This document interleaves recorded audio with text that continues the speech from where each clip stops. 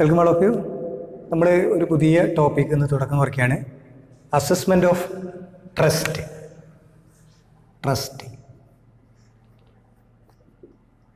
കേട്ട പദമാണല്ലേ ട്രസ്റ്റ് എന്ന് പറയുന്നത്. അപ്പോൾ അതിൻ്റെ മറ്റു പ്രൊസീജിയറിലേക്കൊക്കെ നമുക്ക് വരാം. അപ്പോൾ അതിന് മുന്നേ ട്രസ്റ്റിനെ കുറിച്ച് ചില കാര്യങ്ങളൊക്കെ നമ്മൾ ഒന്ന് അറിഞ്ഞിരിക്കണം. ഇപ്പോൾ ഇന്ത്യൻ ട്രസ്റ്റ് ആക്ട് ഉണ്ട്, അത് 1882 ആണ്. 1882 ഇന്ത്യൻ ട്രസ്റ്റ് ആക്ട്.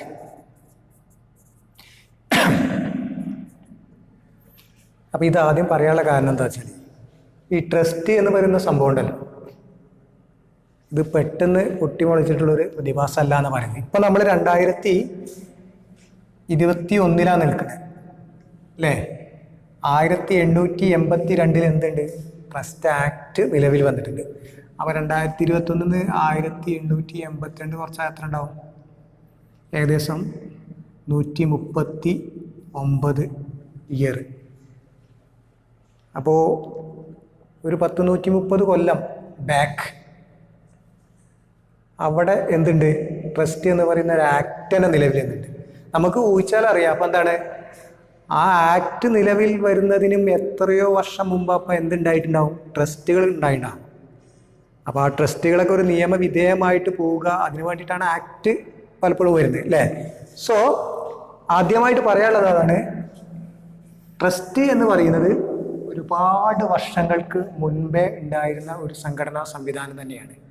അപ്പോൾ ആ ട്രസ്റ്റിന് വന്നു ചേർന്നിട്ടുള്ള വരുമാനങ്ങൾ, ആ വരുമാനത്തിൻ്റെ ടാക്സ് ലയബിലിറ്റി എത്രയെന്നാണ് നമ്മൾ ഇന്നത്തെ ക്ലാസ്സിൽ, അല്ലെങ്കിൽ എന്താണ് കുറച്ച് ക്ലാസ്സുകളിലൂടെ നമ്മൾ പറയുന്നത്. ഓക്കെ.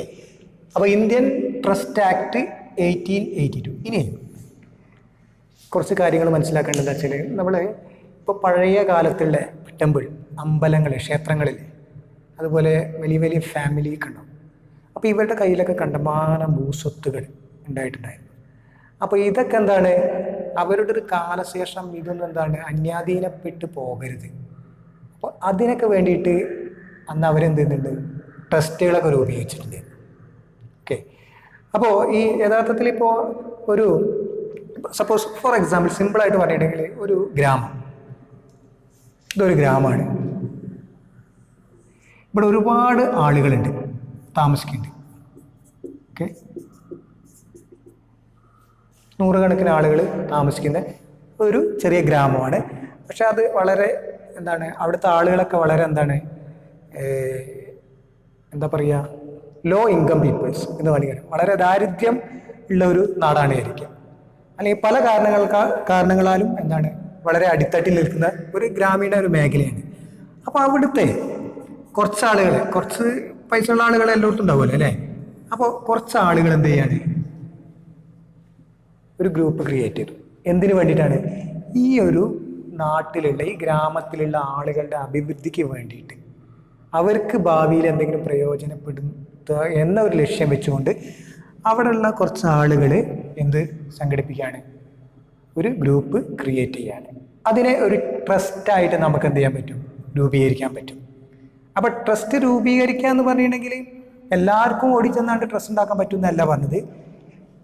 അപ്പോൾ വലിയൊരു കോംപ്ലിക്കേഷൻ ഒന്നും അതിലില്ല. ട്രസ്റ്റ് രൂപീകരിക്കുക എന്ന് പറയുന്ന ഒരു കാര്യത്തിൽ വരുന്നില്ല. പക്ഷേ ഇതിനെന്തുണ്ടായിരിക്കണം, ഇവർക്ക് കറക്റ്റ് ആയിട്ടൊരു പർപ്പസ് ഉണ്ടായിരിക്കണം. ഒരു പർപ്പസ്. എന്താ ഇവരുടെ പർപ്പസ്, ഈ ഗ്രാമീണ മേഖലയിൽപ്പെട്ട ഈ ആളുകളൊക്കെ ഉന്നമനത്തിന് വേണ്ടിയിട്ട് സംഭാവന ചെയ്യുക, കോൺട്രിബ്യൂട്ട് ചെയ്യുക, ഇതൊക്കെയാണ് ഇവരുടെ പർപ്പസ്. അപ്പോൾ ഇതിനൊരു ക്രിയേറ്റർ, അല്ലെങ്കിൽ ഒരു ഫൗണ്ടർ, അല്ലെങ്കിൽ ഒരു ഓഥർ എന്നൊക്കെ പറയാം. ഒരു ഫൗണ്ടർ വേണം, ഒരു പർപ്പസ് വേണം. ഇതിൻ്റെയൊക്കെ ബെനിഫിറ്റ് ആർക്കാണ് കിട്ടുന്നത്, ഇവിടെയുള്ള ഓരോ ഇൻഡിവിജ്വൽസ്, അല്ലെങ്കിൽ ഈ ഗ്രാമീണർക്കാണ് അതിൻ്റെ ബെനിഫിറ്റ് കിട്ടുന്നത്. അപ്പോൾ ബെനിഫിറ്റും ഉണ്ടാവണം. സോ ഈ കാര്യങ്ങളൊക്കെ ഉണ്ടാവുമ്പോഴാണ് അത് എന്താകുള്ളൂ, ഒരു ട്രസ്റ്റ് ആവുന്നത്. ഓക്കെ. ഇനി പർപ്പസ് എന്നോട് ഉദ്ദേശിക്കുന്നത്, ഇപ്പം ആർക്കും ഓടിച്ചെന്ന് ഞാൻ പറഞ്ഞു ഒരു ട്രസ്റ്റ് തുടങ്ങാൻ പറ്റൂല എന്ന് പറഞ്ഞു. അപ്പോൾ ട്രസ്റ്റ് തുടങ്ങാൻ പറ്റുക, അല്ലെങ്കിൽ ട്രസ്റ്റ് എങ്ങനെ രൂപീകരിക്കാമെന്ന് ചോദിച്ചിട്ടുണ്ടെങ്കിൽ, അത് പർപ്പസ് അതിൻ്റെ പ്രധാനപ്പെട്ട ഒരു ഘടകമാണ്. പർപ്പസ് ലോഫുൾ ആവണം, അല്ലെങ്കിൽ ട്രസ്റ്റ് ഉണ്ടാക്കാൻ പറ്റില്ല. ലോഫുള്ളായിരിക്കണം. ഇപ്പോൾ ഇവിടെയുള്ള ആളുകളൊക്കെ എന്താണ്, ഇവരെന്താണ് ഒരു കൂട്ടമായിട്ട് എന്താണ് ഒരു ട്രസ്റ്റ് ഉണ്ടാക്കുക. എന്താ പോലെ പർപ്പസ് എന്നോ? അപ്പോൾ സ്മഗ്ലിങ് ഇതാണ്. ഇങ്ങോട്ട് അവിടെയുള്ള ആളുകൾക്ക് എന്താണ് ഇത് അപ്ലൈ ചെയ്യാന്നുള്ള രീതിയിൽ ആ ഒരു പർപ്പസിന് വേണ്ടിയിട്ട് ഇവർക്ക് എന്ത് ചെയ്യാൻ പറ്റൂല, ഒരു ട്രസ്റ്റ് രൂപീകരിക്കാൻ പറ്റില്ല. കാരണം എന്താണ്, പർപ്പസ് എപ്പോഴും എന്തായിരിക്കണം, നിയമത്തിന്റെ അണ്ടറിൽ വരുന്നത്. അപ്പൊ നിയമത്തിന്റെ ഒരു സംരക്ഷണം അല്ലെങ്കിൽ നിയമത്തിന്റെ ഒരു അതിർവരമ്പിൽ നിന്ന് കൊണ്ടാണ് എന്താണ് ട്രസ്റ്റ് എന്ന് പറയുന്ന സംഭവം. അത് ട്രസ്റ്റിന്റെ ഒരു മോട്ടീവ് എന്ന് പറയുന്നത് അത് പ്രോഫിറ്റ് മോട്ടീവ് അല്ല, അതെന്താണ് സർവീസ് മോട്ടീവ്. പ്രോഫിറ്റ് മോട്ടീവ് അല്ല, എന്താണ് സർവീസ് മോട്ടീവ് ആയിരിക്കും. ഓക്കെ.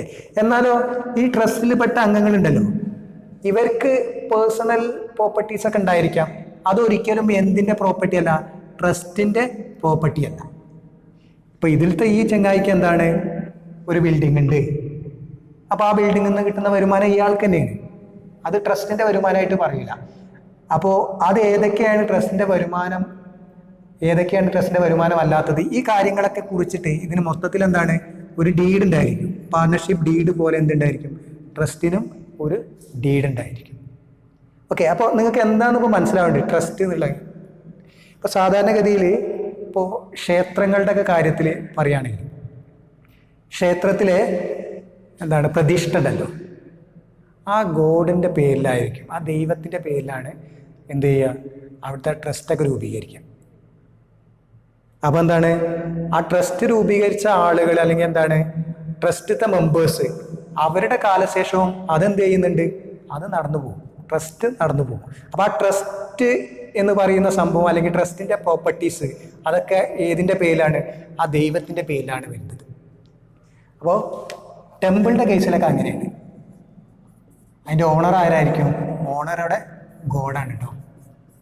എന്നാലത് ചർച്ചുകളില്ലേ, ക്രിസ്ത്യൻ ചർച്ചുകളൊക്കെ, ചർച്ചിൻ്റെ കേസിൽ അവിടെ ഗോഡല്ല ഓണർ, അത് പറയുന്നുണ്ട്. നിങ്ങളൊരു അറിവിലേക്ക് വേണ്ടിയിട്ട് ഒന്ന് പറയാന്നുള്ളൂ.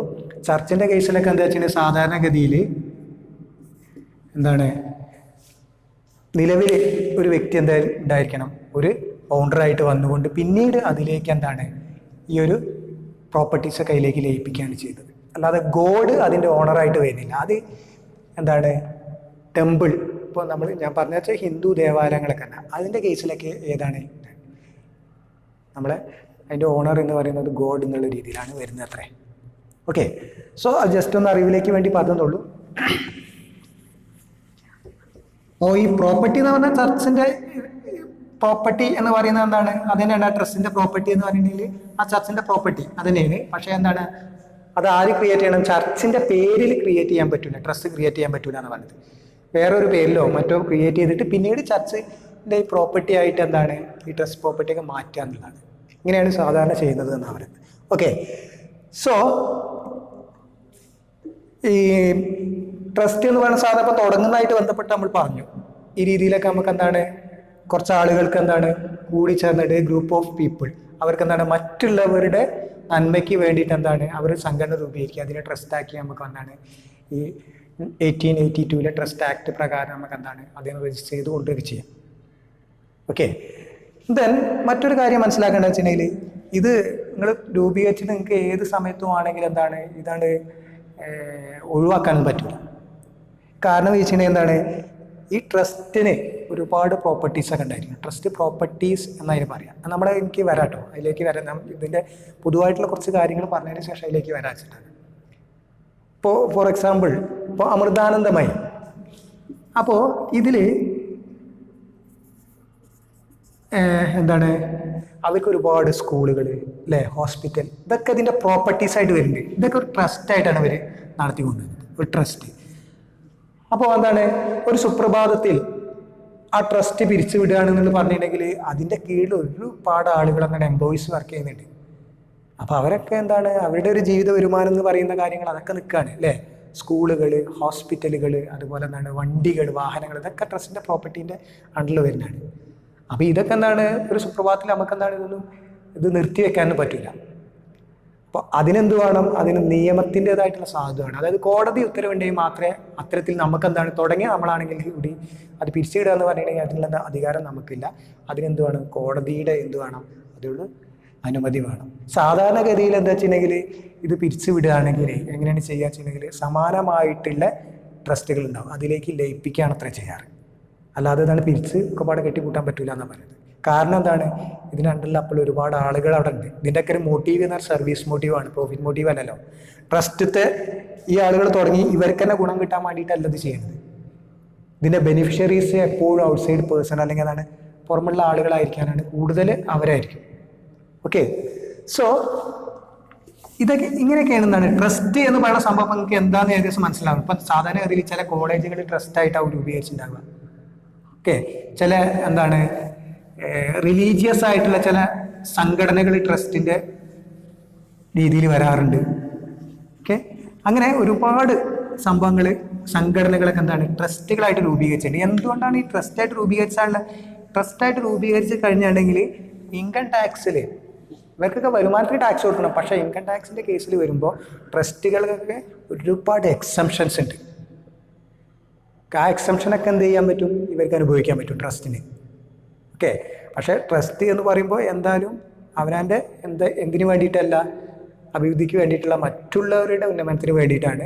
സോ അതുകൊണ്ട് തന്നെ എന്താണ് ടാക്സിൻ്റെ ഒരു സപ്പോർട്ട്, നല്ലൊരു സപ്പോർട്ട് എന്തിനുണ്ട് ഗവൺമെൻറ് ഈ ഒരു രീതിയിൽ ട്രസ്റ്റുകൾക്ക് കൊടുക്കുന്നുണ്ട്. ഒരുപാട് എക്സംഷൻസ് എന്തുണ്ട് നമ്മളെ ട്രസ്റ്റ് എന്ന് പറയുന്ന സംഭവത്തിന് കൊടുക്കുന്നുണ്ട്. സോ അപ്പോൾ നമ്മൾ ഡിസ്കസ് ചെയ്യുന്ന ഒരു ഏരിയ എന്ന് പറയുന്നത് ട്രസ്റ്റ് എന്ന് പറയുന്നത് ആ ട്രസ്റ്റിൻ്റെ എന്താണ് ടാക്സ് ലയബിലിറ്റി എങ്ങനെയാണ് നമ്മൾ കണ്ടുപിടിക്കുക എന്നുള്ളതാണ് നമ്മളുടെ ഒരു പഠനം. ഓക്കെ, അസസ്മെൻറ്റ് ഓഫ് ട്രസ്റ്റ് എന്ന് വേണമെങ്കിൽ നമുക്ക് ഇതിനെ കൊടുക്കാം. Assessment of trust.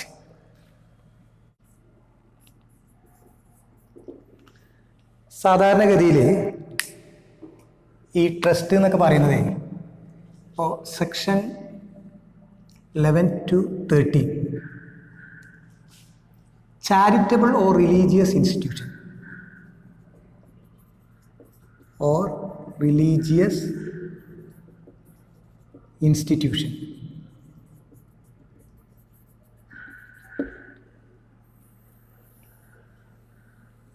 ഇതിൽ വരുന്ന വിഭാഗമാണ് ഈ ട്രസ്റ്റ്, NGO എന്ന് പറയുന്ന സംഭവങ്ങളൊക്കെ.